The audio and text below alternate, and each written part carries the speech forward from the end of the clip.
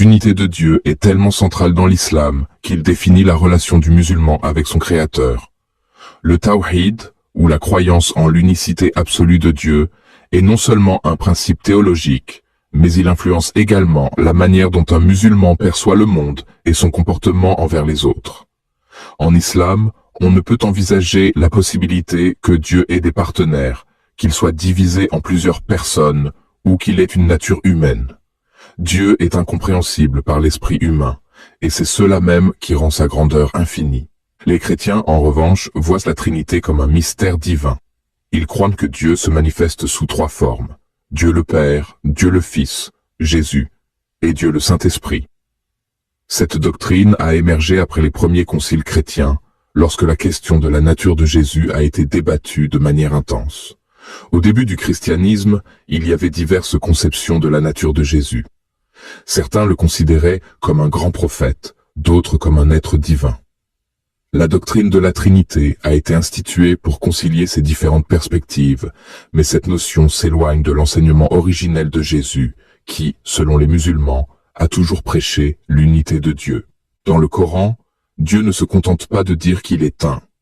Il insiste sur ce concept de manière répétée, afin de garantir que cette vérité soit comprise par tous. Par exemple, dans le chapitre 6, verset 101, Dieu déclare: « Il est le créateur des cieux et de la terre. Comment aurait-il un enfant, lui qui n'a pas de compagne ?» Ce verset s'attaque directement à l'idée de la naissance d'un fils de Dieu, une idée qui se trouve au cœur de la doctrine chrétienne de la Trinité. Le Coran souligne aussi que Dieu n'a besoin de personne pour être complet. Il est autosuffisant. Il n'a ni mère, ni père, ni fils, car cela impliquerait une dépendance, ce qui est incompatible avec la nature de Dieu en islam. Lorsque nous parlons de Jésus, il est important de comprendre son rôle dans l'islam. Jésus est un prophète, un messager de Dieu, envoyé pour guider le peuple d'Israël vers la vérité. Le Coran nous raconte des aspects de la vie de Jésus, notamment ses miracles, mais aussi son message fondamental.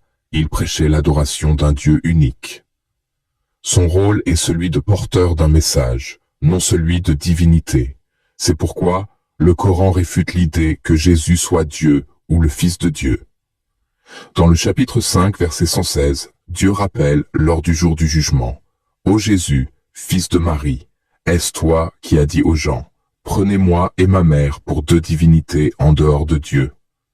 Cette question, posée par Dieu à Jésus, montre clairement que cette idée de divinisation de Jésus et de Marie n'est pas conforme à la vérité. Il est intéressant de noter que l'islam ne nie pas la grandeur de Jésus. Au contraire, il le considère comme l'un des plus grands prophètes et un homme d'une grande piété. Mais, contrairement à la perspective chrétienne, l'islam ne lui attribue pas la divinité. C'est là la différence fondamentale.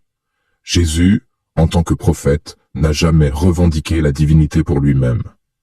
Il a constamment orienté les gens vers Dieu, leur disant qu'il n'était qu'un serviteur de Dieu et qu'il n'était en rien supérieur à d'autres prophètes, si ce n'est par son rôle particulier dans l'histoire du salut. Dans l'islam, la discussion sur la divinité de Jésus est parfois perçue comme une déviation de son message originel.